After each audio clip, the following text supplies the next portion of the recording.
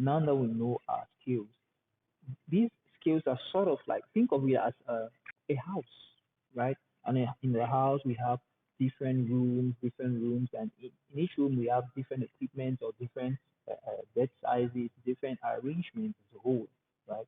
And these arrangements or these rooms and the arrangements sort of give character to the house, right?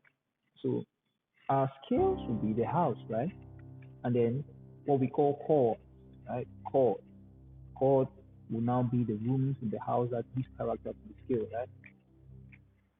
So, uh, for instance, you if you have ever watched people play, you see them play things like this.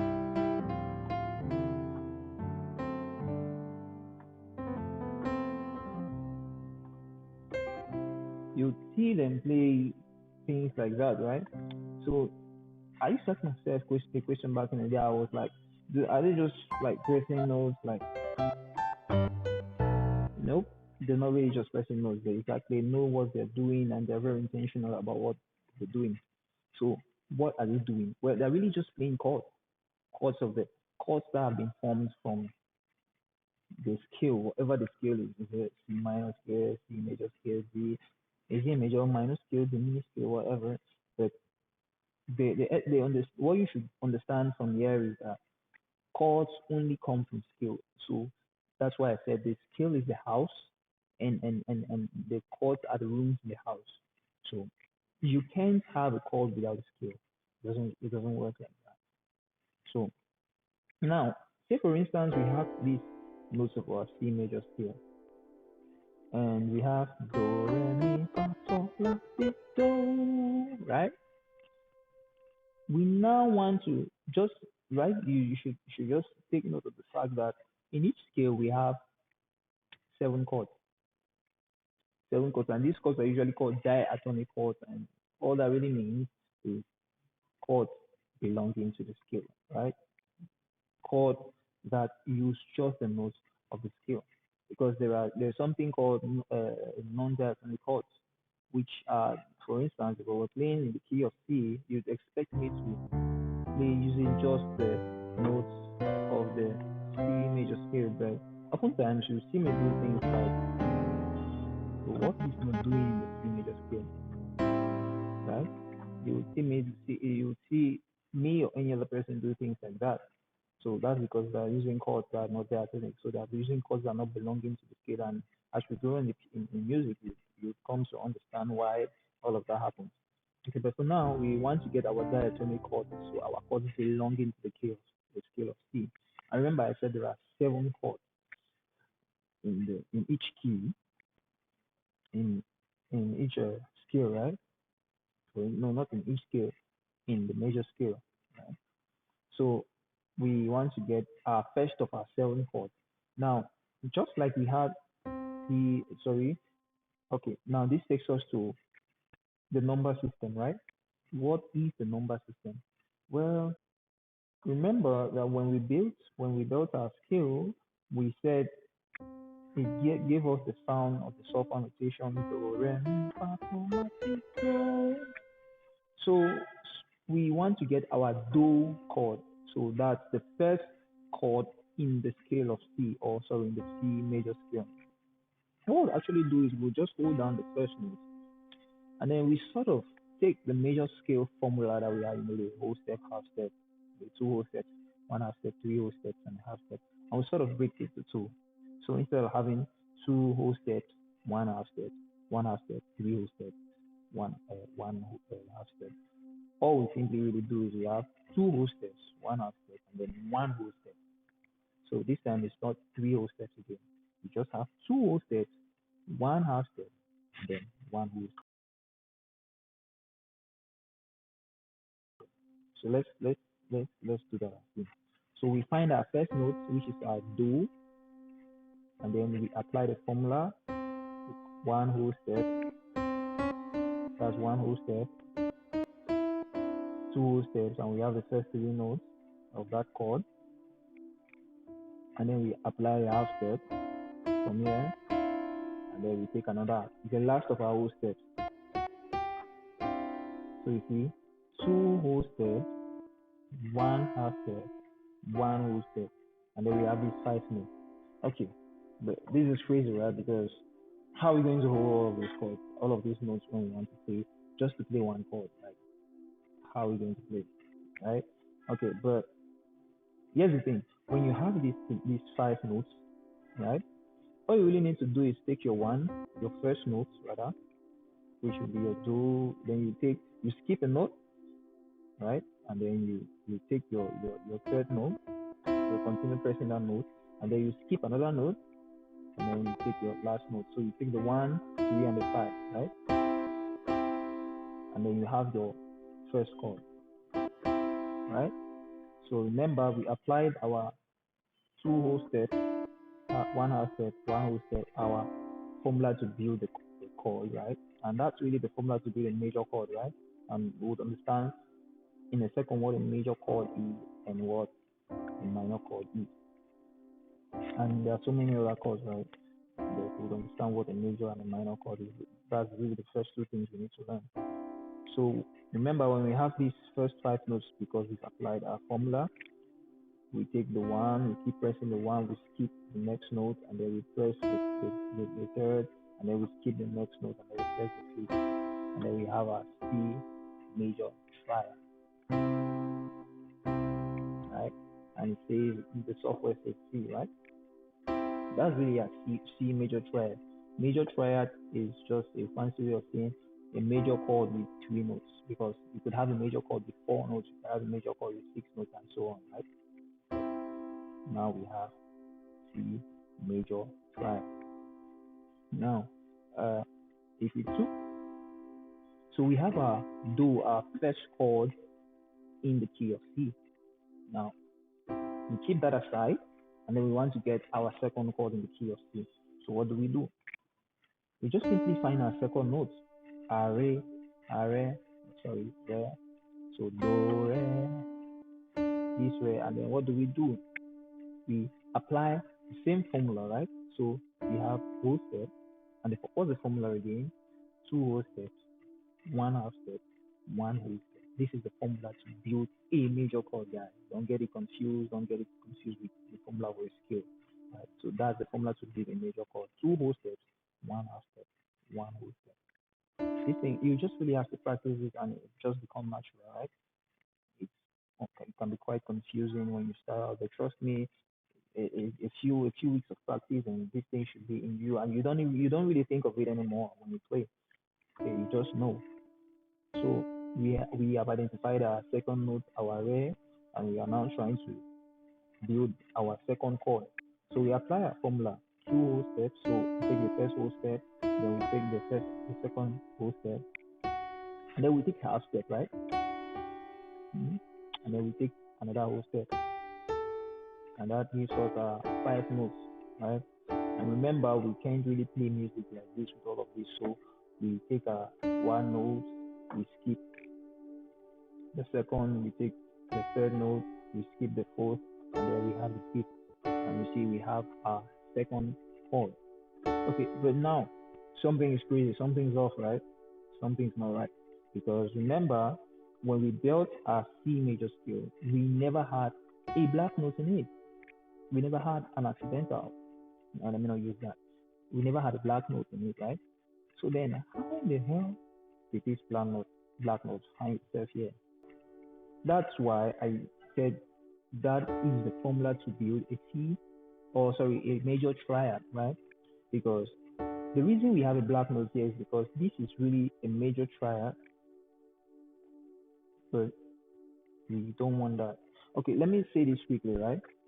In each scale, in each major scale, there are 3 things you should always take note of.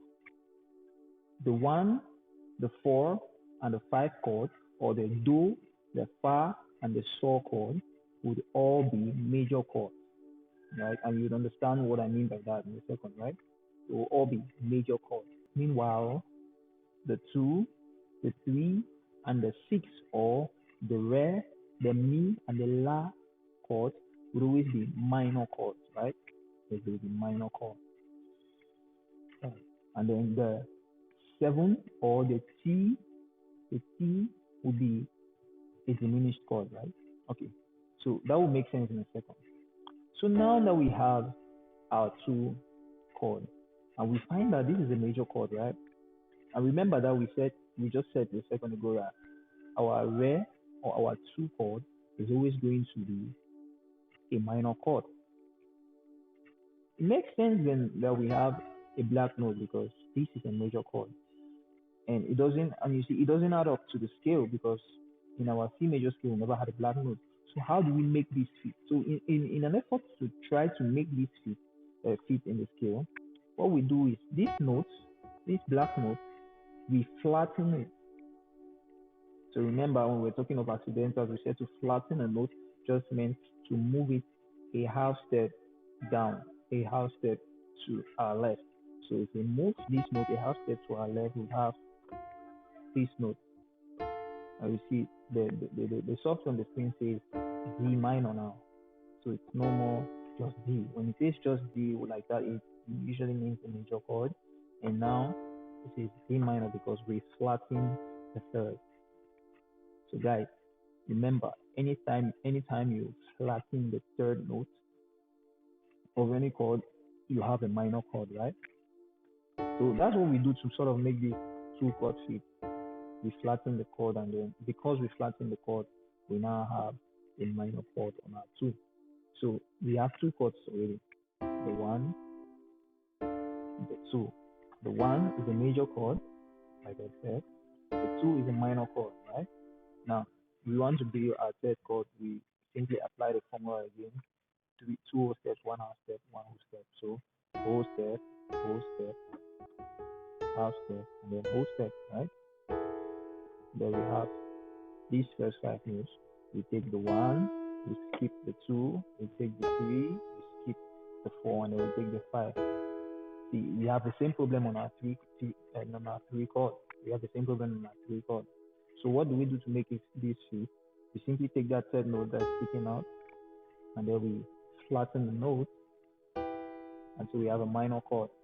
So it makes sense now why we said the two and the three is a minor chord. So we have a minor chord there, right?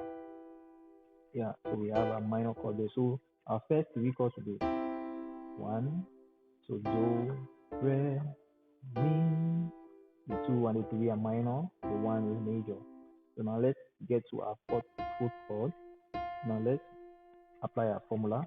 Two whole steps, one half step, and then one whole step. We apply our formula to, we take the one, skip the two, we take the three, skip the four, we take the five, and then we have our fourth chord. So you see, with our fourth chord, we really don't need to do anything here because the notes just fit. Like every note in that chord belongs to the scale. So we really don't need to make it or flatten anything or raise anything. So we have our major chord on our four because we haven't flattened anything, right? We haven't flattened the third. Remember, I said when we flatten the third note of any chord, we have a minor chord, right? So now we're not flattening anything, so we have a major chord in our four, which makes sense because I just said a second ago that our one, our four, and our five is a major chord in any scale. So our one and our four is already discovered as a major chord. Our two and our three is a minor chord. So let's go along. So now we know our first four chords. Do, re, mi, fa. Do, re, mi, fa. Good. Now we want to know our fifth chord. So we just, for our saw, we just find that note. Our fifth note of the scale 1, 2, 3, 4, 5. We apply the formula, whole step, half step, whole step, right? We take the first note, we skip the second, we take the third note, we skip the third and the fourth, and then we take the fifth note. And then we have our three chords, right? Our five chords, our fifth chord of the scale or the key. You see, and every note in that chord just fits in the scale. You don't need to flatten anything or sharpen anything. No. So that's why it's also a major chord. So that makes sense because we said R1, R4, and R5 will always be major chord. And let's apply the same formula for R6. We have whole step, whole step. So, no, sorry, we would have we first of all locate our notes, whole step, half step, whole step. We have those 5 notes, and then we take the 1, skip the 2, take the 3, skip the 4, and we have this note. You see, if we run into that problem again, we have this guy here, this stubborn guy who's sticking out. I don't even know why this guy keeps doing this. Just keeps sticking out, trying to make life difficult for us, right? The good thing we have our theory on our side. So what do? Well, all we really need to do is we need to flatten the third note the third note of that chord to make it a minor chord, so it fits in the scale. And boom, we flatten it by bringing out a half step, bringing it down a half step, right? And then we have our A minor chord. See, so that makes sense because we said our 2, 3, and 6 are all minor chords, right? 2, 3, 6 minor chords, and our 1, 4, 5 always going to be major chord. Man, you're doing a great job. You've made it this far. Right? I mean, this is a lot to learn. I know I couldn't really learn all of this in my first day. So you're really doing a great job. Great. So we know our first our first 6 notes or our first 6 chords in the key. Do, re, mi, fa, sol, la. No. Do, re, mi, fa, sol, la. Good. So we know our first chord, our first 6 chords. Now we want to find our 7th chord in the scale. So we simply locate that note and then let's apply our formula again that we have. So we take a whole step, we take another whole step, then we take a half step, and then we take a whole step. And we have these 5 notes. This one is going to be tricky. So we take the 1, we skip the 2, we take the 3, we skip the 4, and then we take the 5, and then we end up with this chord. Yeah, this chord. You see, something's not right. I mean, can you see? Right away, you notice there's a problem.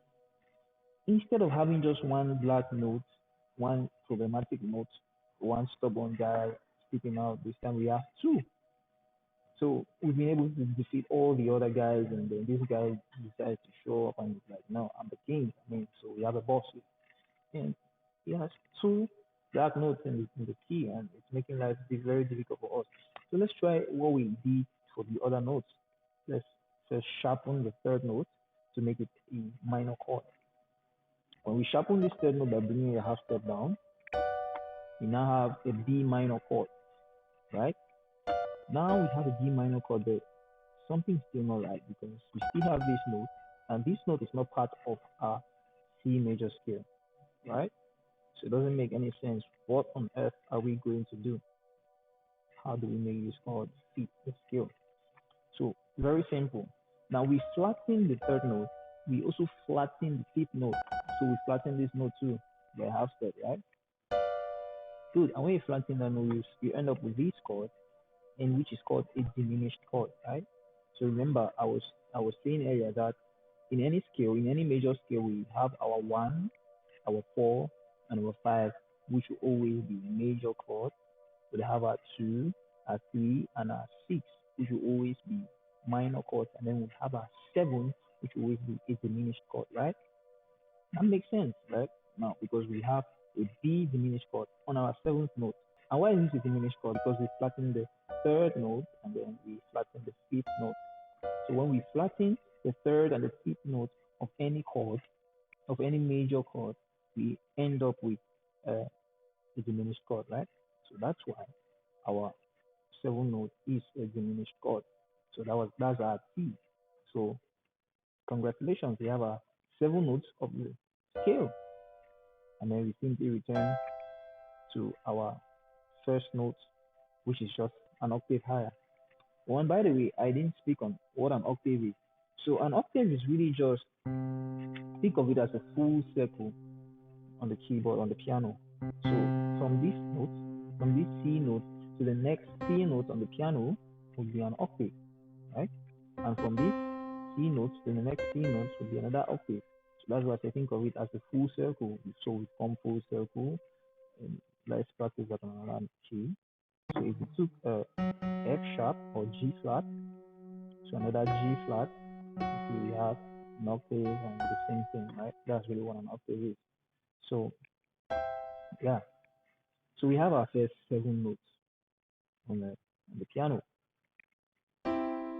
One, so do, re, mi, fa, sol, la, si. So do, re, so do, re, mi, fa, sol, la, si, do. Right? We have those notes on the piano or those chords. So we have the chords of our C major scale, and now we are ready to play music.